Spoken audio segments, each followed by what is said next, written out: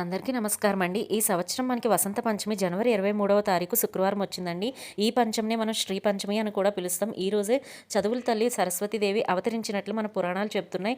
అలానే ఈరోజు ముఖ్యంగా పిల్లలకు అక్షరాభ్యాసం చేయించాలి. చేయించినట్లయితే వాళ్ళు చదువులో అలానే ఉద్యోగంలో అభివృద్ధి చెందుతారు. అలానే ప్రతి ఒక్కరూ కూడా పుస్తక పూజ, పెన్నుల పూజ చేయాలి. ఈ విధంగా చేయడం వల్ల వాళ్ళకి మన ఉద్యోగం, వ్యాపారం, చదువుకి సంబంధించిన అన్ని పుస్తకాలను అమ్మవారి దగ్గర పెట్టి పసుబొట్టు పెట్టి ఆరాధించడం వల్ల, పూజించడం వల్ల అన్ని రంగాల్లో కూడా అభివృద్ధి చేకూరుతుంది. అలానే కొన్ని నియమాలు పాటించాలి. ఆ రోజు అమ్మవారికి ఇష్టమైన పసుపు రంగు దుస్తులను ధరించాలి. పసుపు అంటే శుభానికి, జ్ఞానానికి ప్రతీక. అలానే పసుపు పూలు, తెలుపు పూలతో పూజించాలి. అలానే పసుపుతో చేసిన నైవేద్యాన్ని అమ్మవారికి సమర్పించాలి. అంటే పులిహోర, చక్కెర పొంగలి వంటివి.